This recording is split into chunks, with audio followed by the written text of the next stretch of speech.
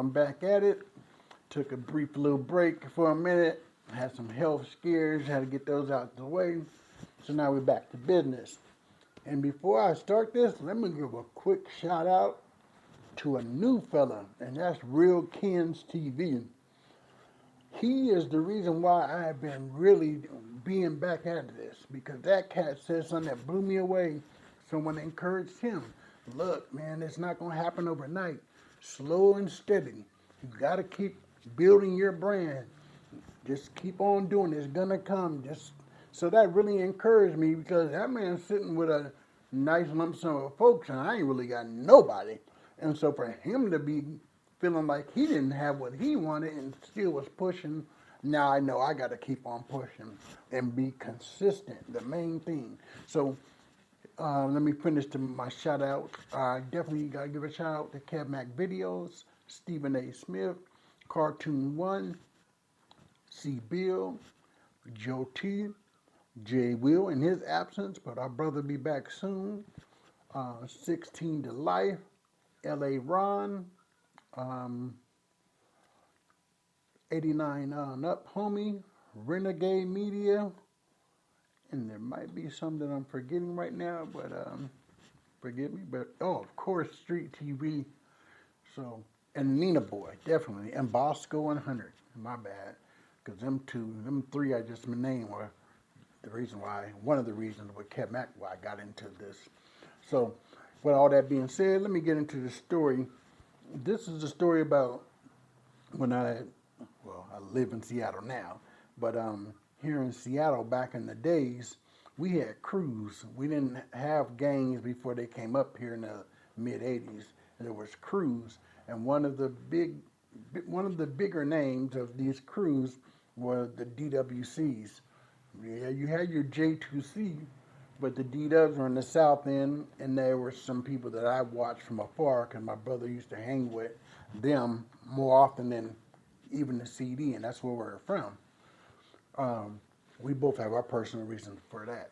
So anyway, now we're in the mid-90s, and these crews are still relevant, but it's more gangs now, the GDs or BGD at the time, Black Gangster Disciple, Bloods, and the Crips, and there were a handful of vice lords up here.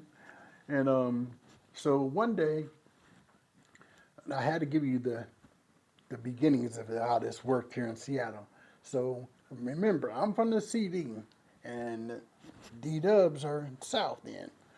Now this particular day, and I also got to tell you, I had a group of partners that I knew from the South End that I grew up with at my young age, so we were all kind of intertwined in this. So anyway, later in years, we're out here banging, doing our thing, and I'm up on the 20th and Yes Sir. I never forget it. I'm out there doing my things, just going through the different hoods, slinging, trying to make some money. And some cats pulled up on me. Sorry about that. Some cats walked up on me and got to questioning me about my hat. I had a D hat on, like as if the D must be for disciples only. My name is Dorian, partner, and everyone knows me as D Chill. So they're questioning me about this D hat, and it should say disciples, this, that, and the third. And I'm sitting there going back and forth with them. And I said something that y'all might think is crazy and retarded, but this is how we were aligned at this time, and I'm going to have to tell that story a little later. What happened is they would sweat me, like I said, about the hat. And I was like, partner, if anything, that hat would stand for Donna Street before it stand for Disciple, and they were really hot for me saying that. Because Donna Street is Crips in Las Vegas.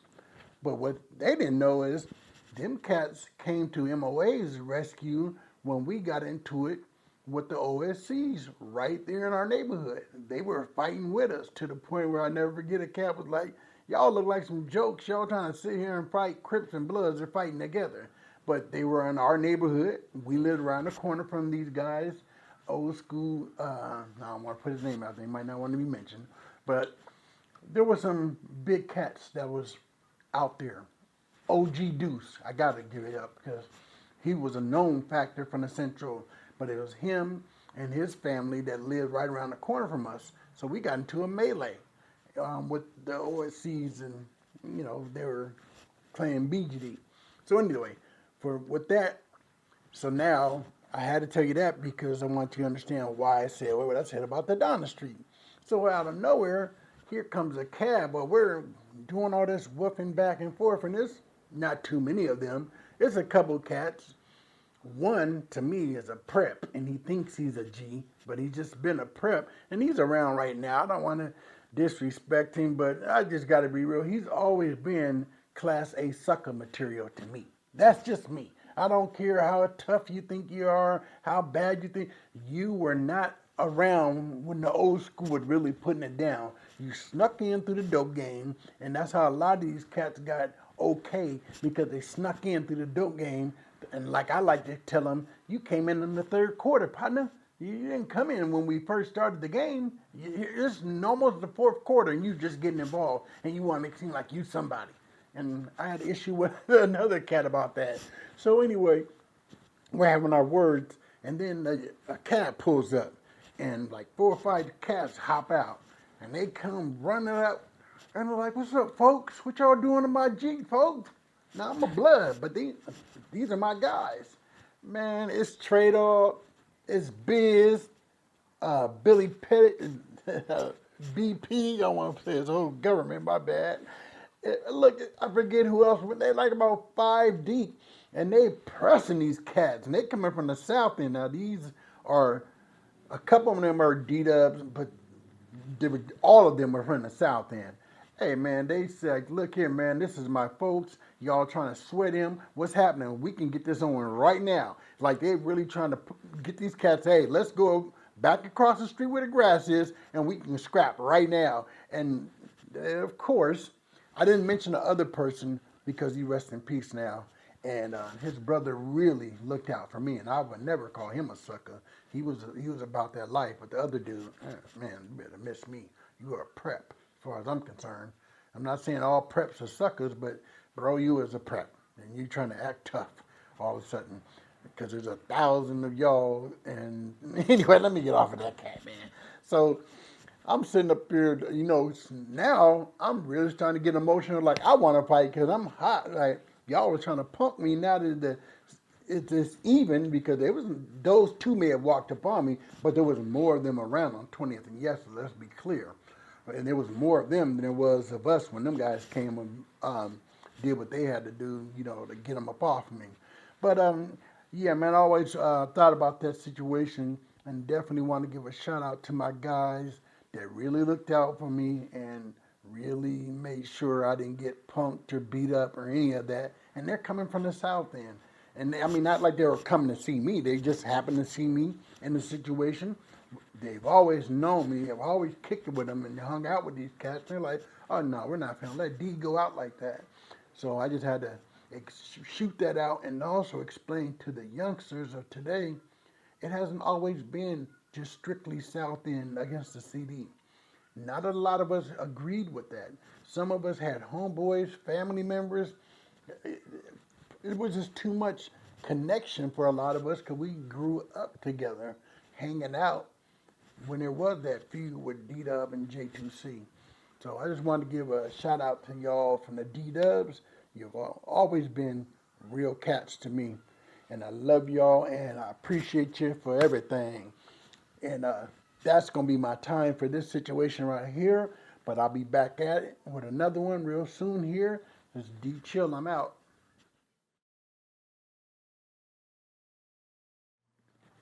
What's cracking, YouTube? This is D Chill back at it with you with another banger. So I'm about to tell a story about how Asian partner of mine by the name of Biz, I do know it's full government, but I ain't gonna put that out. That's my bro. Taught me and my homeboy Glee how to drive. Now, let's be clear. Me and Glee already talked about me exposing, or not exposing, telling our stories when we were kids and what have you. Of course, I ain't going to tell you things that I know that could get us buried, but I'm going to tell you the stories that are fun, likable, and some of the gangster ones. So, this particular moment, I think we're both 15 or 16. We were both just got out the institution because I got out a couple months before him from NACL. And of course, Biz was already on the streets. So one day we had rented, back in the day, we just called a cluck or a smoker's car. And Biz was, he had the whip and he's driving because we didn't know how to drive. And so he decided that he's going to teach us how to drive. Now, here's the thing. Of course, like when I mentioned this to Glee, he's like, well, no, Tone taught me how to drive, which is his stepdad. My stepdad, Butch, taught me how to drive. What I mean by that, sitting you on their laps, them driving, and them turning the steering wheel. Like, you know, my guy, Rock, that's doing my recording, OG, old school from the Central, he know what I'm talking about because when you're younger, that's how your parent, uncle, whoever's teaching you how to drive would do it because you're a little kid, but they just want you to get the feel and understanding of how it goes until you're ready to literally do the pedals and all that. So both of us had that experience. So, but now that we're older, Biz is trying to teach us the whole gimmick of driving and all this. So we're going down through, I want to say, keep wanting to think Interlake and Park, but it's not that. What the heck is the name of that place? Arboretum. We're going down through the Arboretum, and so now he's taking us on these winding roads of all places. Now that I think about it, like, why the heck you don't take us down here to teach us how to drive? That was really hard as a person that don't know how to drive. So anyway, he's taking us through there, and we're, you know, doing our best, you know, make our moves. And I remember when I was driving, I'm running up on things, I'm on the side and stuff. But I'm in my mind, I'm thinking I'm doing good. You know, I'm pulling up at the stop sign. I think I'm okay. I'm doing this the right way. Now, when it's Glee's turn, he's making some of the same mistakes that I'm making, but he's not making them as much and as flagrant as I was. My stuff was just almost running over things, like really to the point, hey man, calm down, slow down, you chill, you're tripping. Like I was making mismoves.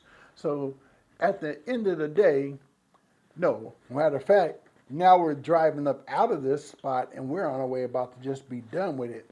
And a whole flock of geese are out there in the middle of nowhere. And my guy, I ain't gonna say which one, you know, these folks be tweaking on stuff like that, just ran over to the geese. I feel bad, but it just went through them cats.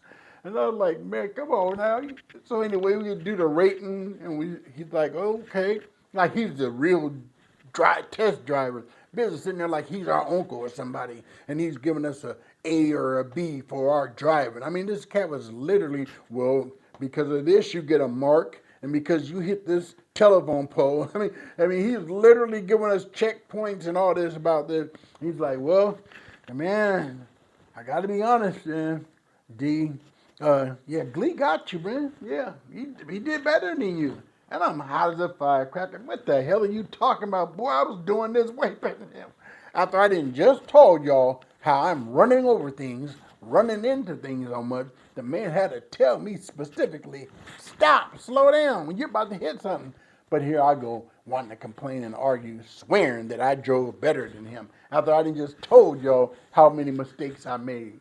But man, I thought about that, and you know, hey, it is what it is. It's not no long video, but I thought about that. I was like, man, I'm gonna tell this little story about my first day driving, technically, which was by like a 4'9" Asian guy. I kid you not. My guy Biz, but I love him. That's a cool cat, and he kept it real. Matter of fact, the reason why I went to the institution and the reason why my name is still good in the street to this day, it kind of got, anyway, I'll get to that another time. Reason why my name is good in these streets, for me, Dorian, no one else connected or none of that. For me, because I never tattled, never told nobody, never snitched, ratted. That's not me. My stepdad, the one that said taught me how to drive, the same one that taught me the morals at 8 years old. You ride your own beef. You don't snitch. You be a leader, not a follower. Snitches end in ditches. This is what he taught. My stepdad from Chicago. He wasn't teaching. Man, a cat taught us how to shoot dice at 8 years old. I came up on 24 pennies that day. You know what I'm saying? I mean, so my point is, I learned some things at a young age, but yeah, man.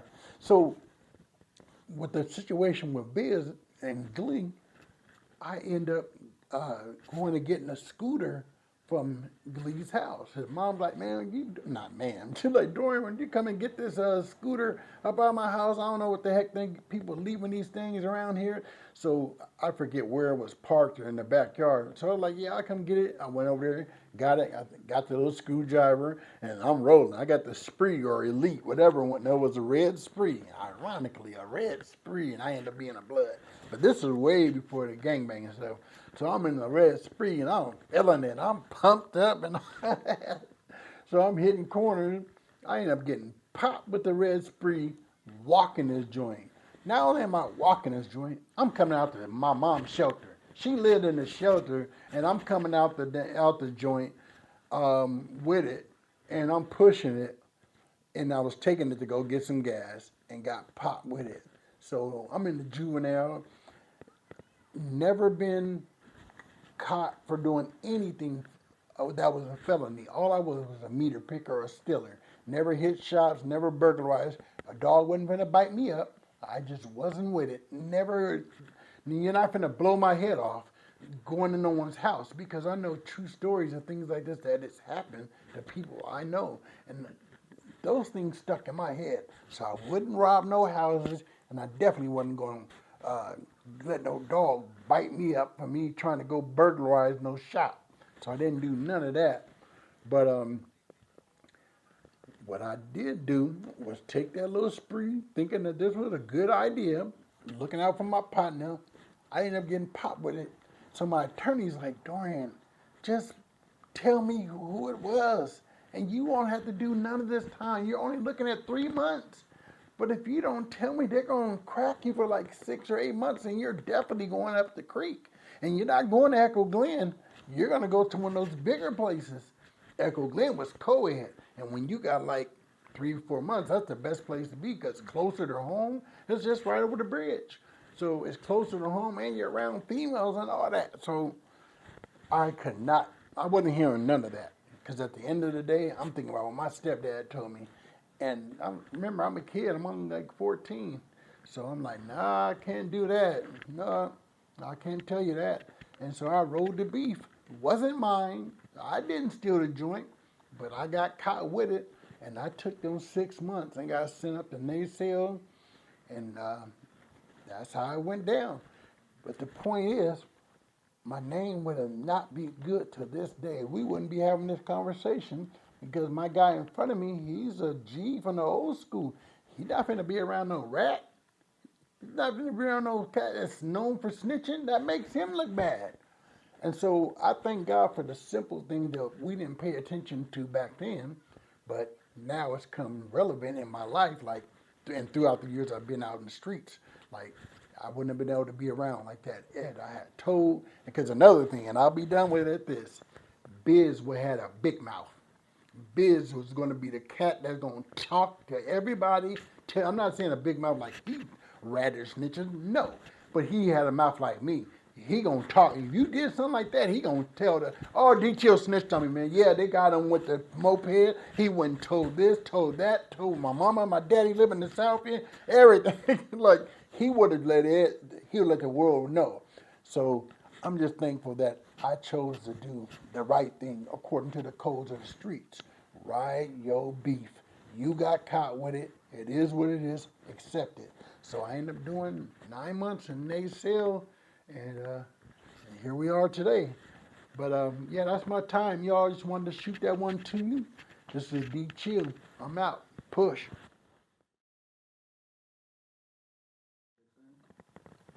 What's up, YouTube? It's D-Chill.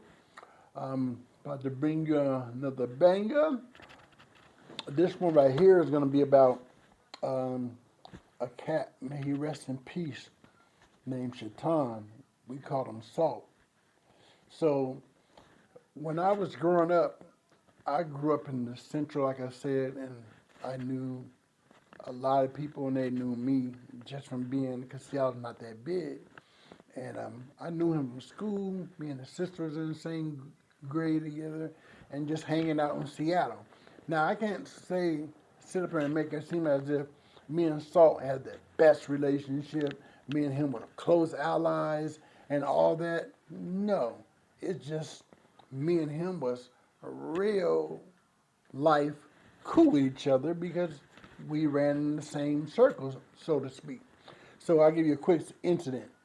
One day, me, my brother, literally my blood brother, and Glee, we're rolling around because the MOA, we was having money before a lot of the crews. I just got to be real. When I was locked up in their cell, matter of fact, I got to write that down. My brother was in a dope house at 14, 15 years old. He was helping run the dope house when the other big person that was over it was gone. So we was having money at a long. Man, my brother was in the Fax newspaper. I'm talking way back in '87 when I was locked up. They took a picture of him, and I gotta say this because it is what it is. They were making errors back then. They now anyone knows dealing with the Fax newspaper, you actually get something done, and there'll be typos. I know it happened to me a couple times and other people. I'm talking 1987. They had a picture of my brother, and he was on there posing like how we did b-boy stuff, and he's posing, and they took a picture like, yeah, this is such and such. I don't think they used his name. This guy, he's posing for his crew, M-O-Z. That's what these people had, man. I mean, I gotta get with Dennis, see if I can get the archives, because I got my guy's number on speed dial because I used to do business with him when I had my company. But it's like, them cats was known for making some mistake typos, but it's like, you gotta check this stuff before you put it out to mass production. So here it is. Our crew is called MOA, but they got it MOZ in the newspaper, man. I can't make this stuff up. But that's my point. Like, we were getting money when a lot of folks were stealing and doing other things. We were having money. So back to the point. My brother Glee was driving his car, and a lot of cats was walking because they didn't have bread like us. So we ran into Salt and Smokey. And I was like, what's up, yo? And, because we up on Union, we're stopping at Richland to get some gas, old school. And then my brother gets out the car with his, man, backwards acting self sometimes, FJUN. And I'm like, bro, what the hell's wrong with you? These are allies. What are you thinking? We're in their neighborhood at that, and there's only 3 of us. That dude was such a maniac. He didn't care because he's going full throttle no matter where he's at, period. That was just his mindset. But I'm thinking like, come on, man. We're outnumbered up here. We're going to get smashed bad. But the main point was, I'm trying to show respect to my people, man. Like, you can't diss these people's hood. We don't even have an issue with them at that. And they're our allies, because literally at the time, MOA was not super thick, never have been, because we don't believe in just letting everybody join. And JUN was pretty much the same. Money and them guys, it was my partners. So we just had to click up because we were outnumbered because the OS was super deep. So that was the reason for that. So one day, I just want to give you guys a little bit of the backstory so I can get to the main story, because it's not like I said, I had a great relationship with him, but I did have a relationship with him. So we're at Cafe Arizona. My homeboy Glee, I was just talking about, he was about to go get married in Hawaii. Now, I had stopped being out in the game, stopped doing a lot of things. I had fell back, and I was starting to get back on, okay, I'm about to get back into church, because that's what I'm really supposed to be doing. I'm not supposed to be living this life.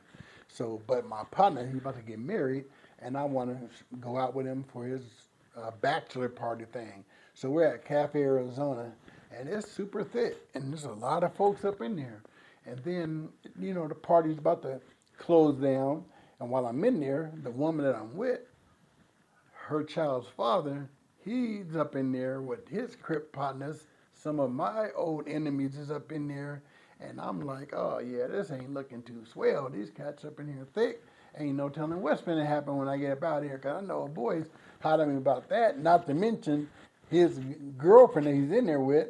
Soon as I see her, we're on the dance floor. So I'm dancing with his girl and got his child's mother at home. You know, I was just that cold of a player. But that was my partner. Me and her, we've always been dance partner. Matter of fact, the person I don't know if I released that story yet, but my homegirl that rode my broom all through downtown and all around when I was pissy drunk, that's my dog. Me and her never nothing sexual, but we always used to dance every time we seen each other at the club because we grew together. And so it's closing down, and I'm seeing a couple one of my partners, and I seen Speedy and Shaitan. So they were about to walk out, and I was like, "Hey, Salt," because I couldn't find none of my partners that I was with. I couldn't find them when it's time to leave. I was like, "Hey, Salt, man, I got a situation, bro, with some of these Crips, man. I need you to see if you can catch my back as I walk to my vehicle." And he's like, "Hey, no problem." Mind you, Saul just got out the feds.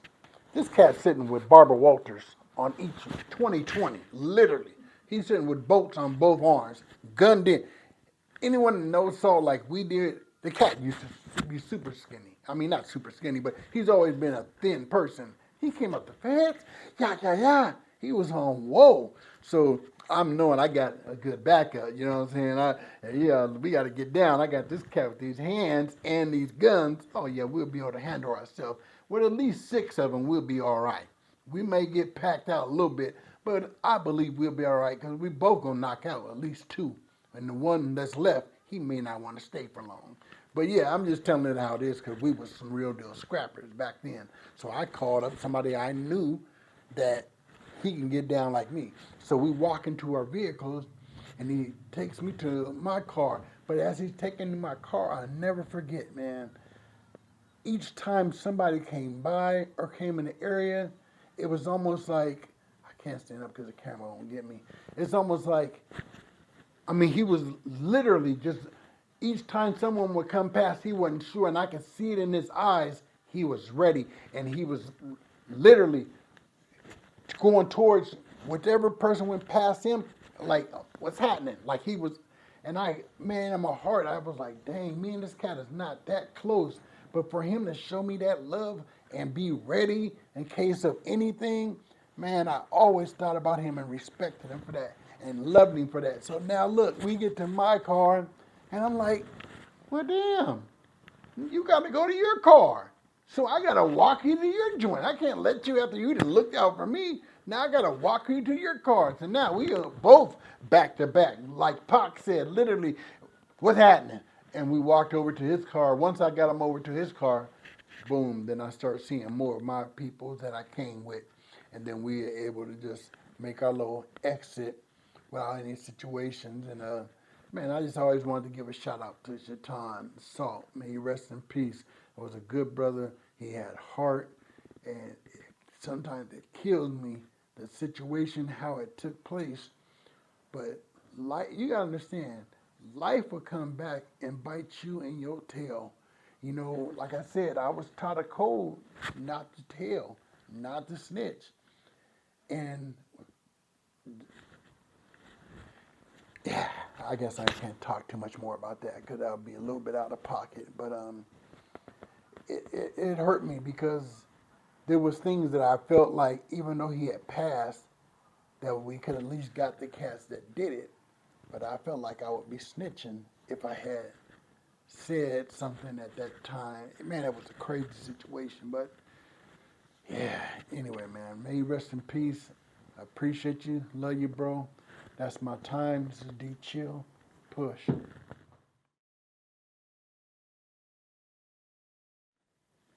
What's up, YouTube? This is D Chill. I'm back at it with another banger for y'all. So I'm going to tell you guys about a story of when I was born. Being that we're coming up on the 4th of July here soon, that's when I was born, 1973, 5:10 a.m. So check this out. So my mama tells me the story like this. The night before she had been getting prepared for the 4th of July, the celebration, getting the food ready. You know how they do. The women's doing all their prepping and all that, and then the men will be out there on the grills. So she said she's getting all her things together, her famous potato salad. Anybody that knows my mama's potato salad will know it was legendary. Literally, everybody in the family wanted it. It was no joke.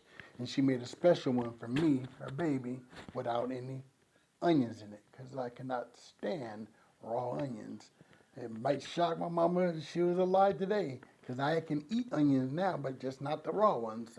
The raw ones still taste disgusting to me. That's just me. They're sauteed or cooked in any fashion, I can mess with them now. So she said she had been doing her thing and doing all that.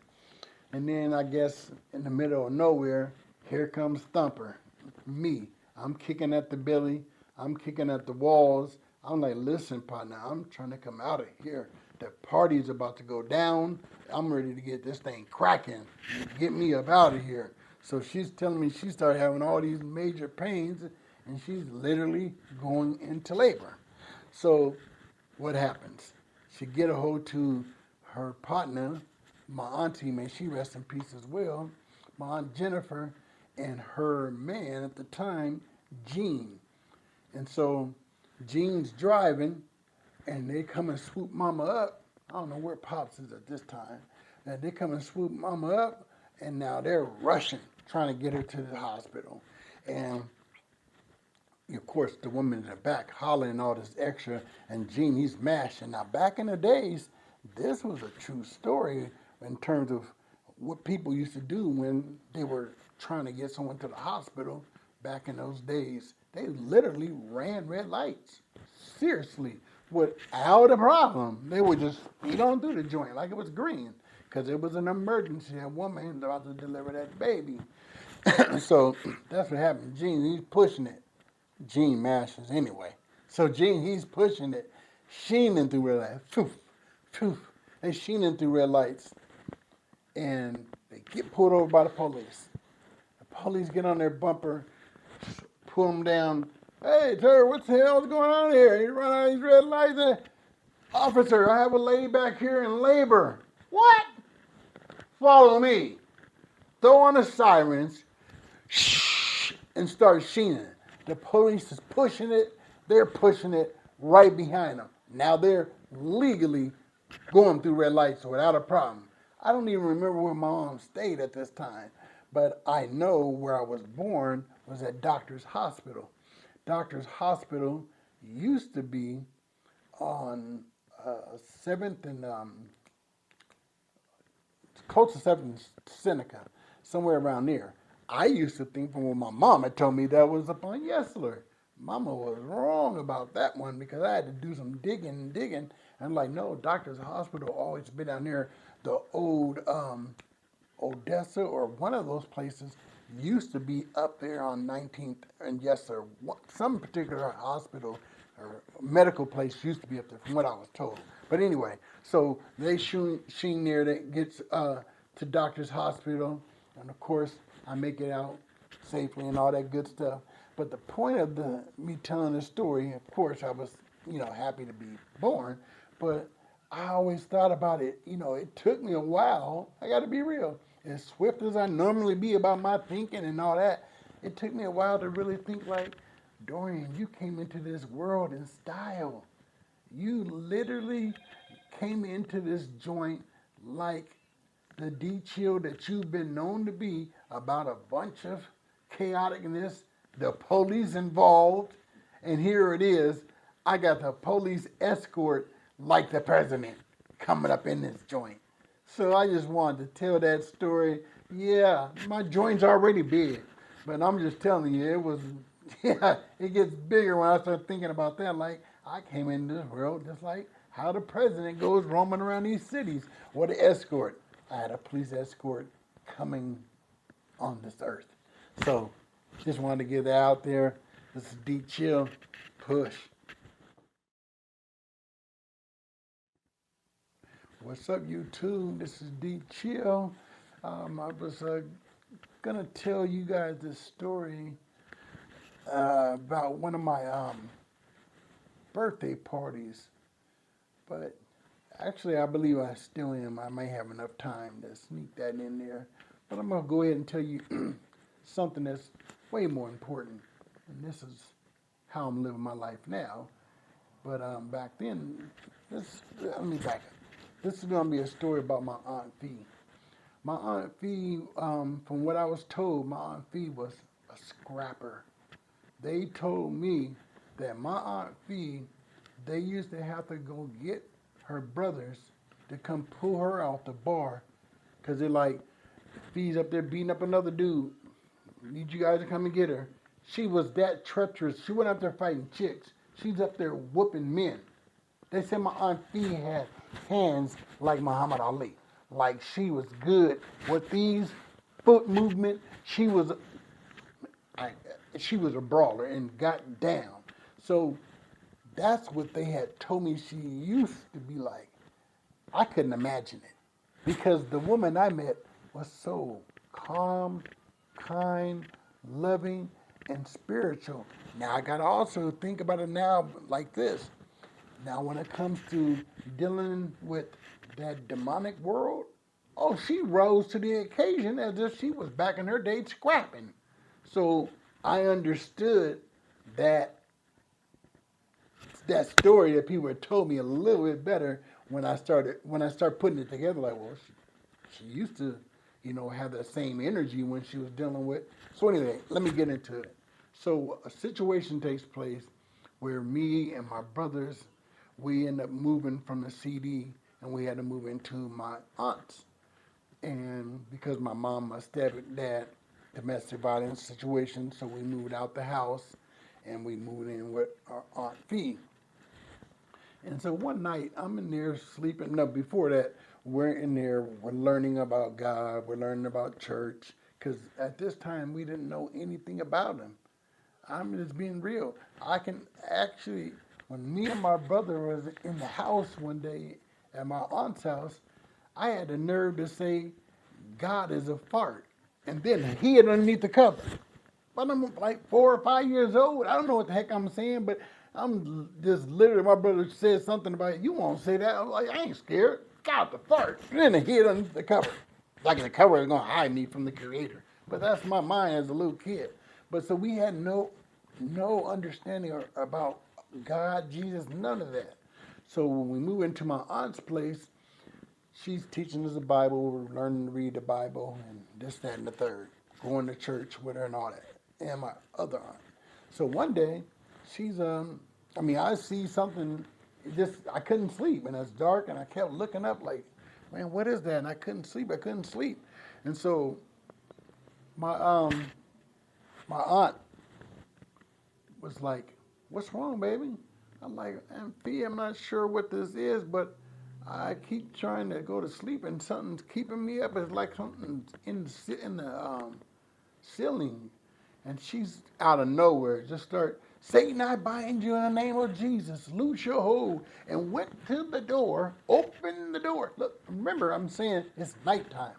She opens the door because I'm going with her as she's doing all this, literally tripping like, what the heck is she doing? Because I'm like 5 or 6 years old, or 7.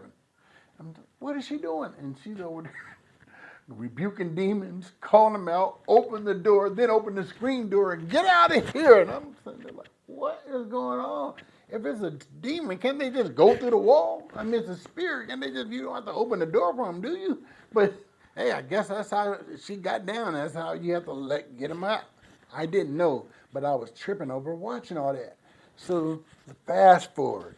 I don't know how long later it was.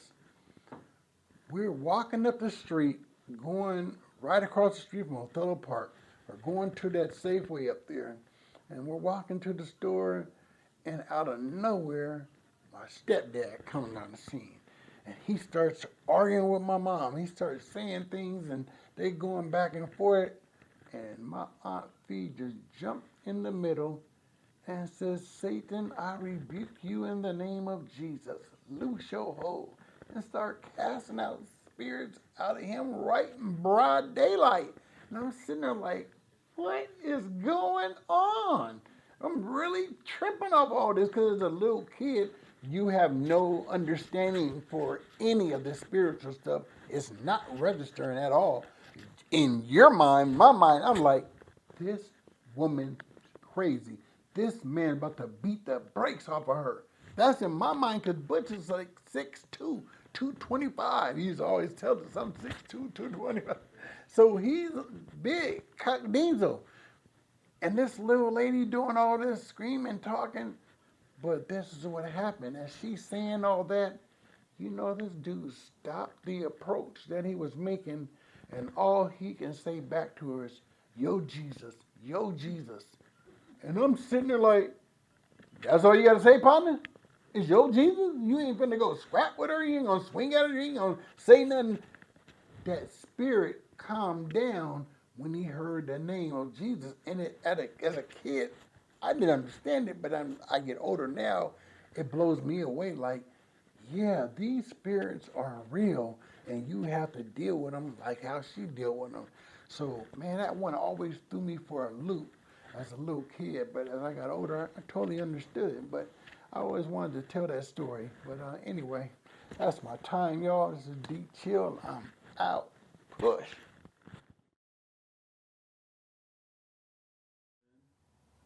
What's good, YouTube? This is D Chill back at it with another banger. Wow, now that I think about it, man, I done told two stories, and this is about to be the third one about someone that had passed away, and that's sad. I can't tell this person's name or street name or none of that because it could cause some situations, but I do have to tell the story. It's ironic that we're like not too far away from the place where it literally happened. So here's the situation. I had just came from my plug's house, and I had a quarter bird on me. And this youngster was waiting for me inside of the cab. But I had a quarter bird, and I had this pistol. And so I'm walking through these apartments there. I don't know the name of them because I really never used to go to them that much except to go see my partner, which was the plug, and Asian cat. But I definitely have stories I'm going to tell y'all about how I met him, how we got into the game together, and all that.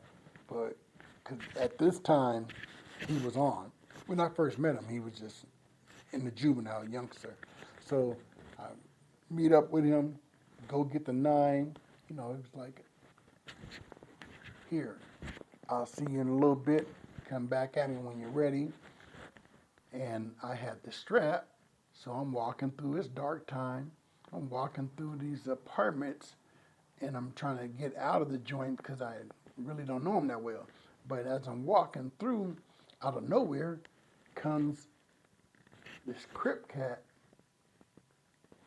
I can't even say what gang he's from because folks don't know what I'm talking about. But he comes out of nowhere and talk well respected, well known, and he got them hands, and he would definitely punish you with that pistol. For real, for real. So he was about all of the action. But we knew each other from juvenile days and all that other stuff before gangbanging really was relevant up here. So I've been knowing him pretty much all my life. But now we're enemies. I mean, our hoods were really feuding at this time.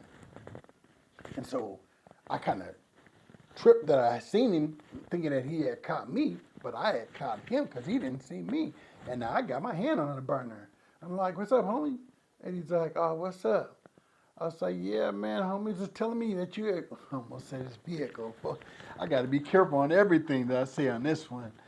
I was like, the homie is telling me about that, you pulling up in there with your little Buick, what's happening, man? You trying to get on the homies? And like, nah, man, you just, your homeboy is such and such and such and such. And he's saying names and like, well, look here, man, we don't have to do all this, so gunplay and all that. I said, but from what my partners is telling me, you came up here and did a drive-by on them. I was like, well, what's cracking with that, homie? Because you coming at my little homeboys. And he's like, nah, cuz it wasn't like that. He's like, sorry about that. He said, it was just a situation, I was like, man, look here, man, let me just cut all that out. Because now I'm feeling cocky because I know he ain't strapped. Because if he was strapped, he would at least try to pull out, even though I'd have gunned him down because I had my hand on the trigger in my pocket. I did that several times with folks. Yeah, you think you may caught me and I'm hitting you in your gut because you ain't knowing I got my hand on the trigger at all times. So I said, let's just cut all that out, man. While we do this, we can meet anywhere. I'll bring my homeboys, you bring your homeboys, and we can go scrap. He's like, cuz, yeah, nah, I know we can do that, cuz, you know, half my crew is riders, half of your crew is riders. At the end of the day, we'll be all dead. That's what this cat literally said to me. I said, nah, correction, homeboy. All of my homeboys is riders, and they all know how to fight. I said, we don't have to do the gunplay. We can really go somewhere and get down. So we had a couple words, and so just so that I wouldn't be looked as if I'm just running my mouth, saying things and making a lie up, I strategically, he didn't know this, I strategically walked him out of the gate and just started talking to him right there where the cab was waiting so the young homie could be in earshot and hear everything that we were saying. So I reiterated to him again, like, hey, man, just, you know, you can call me up. You let me know. We can meet up. I got my homies. You got your homies. And we can just go get down. We don't have to do all the shooting and all that. You know what I'm saying? And he was like, no, I mean, it ain't like that. You know, it was just this, that, and the third misunderstanding. And we just had to do what we had to do. You know, he's saying different things that I'm not going to repeat on YouTube. But I'm like, okay, bro, well, we'll just leave it at that. And we'll call it is what it is, man. Because we don't need to do all this shooting when we can just really just go get down. We got an issue that bad. And the reason why I was stressing like that because we're all from Seattle. And it's not like you done came and killed one of my homies, now I got to get you back. Because then at that point, there's nothing to discuss. That I'm literally, I got to come hit you. But it was one of those like, no, why don't we just handle this the manly way like we've been doing in Seattle. We don't have to act like these folks from out of town. We're known for scrapping. It's in one of my songs too. Known for scrapping. That's what we are known for. We're not known for doing a bunch of shooting. So anyway, I just wanted to tell that quick little story about how I ran into a cat that is well known and was putting it down. But he rest in peace right now as well. So that's my time, y'all. This is D Chill Push.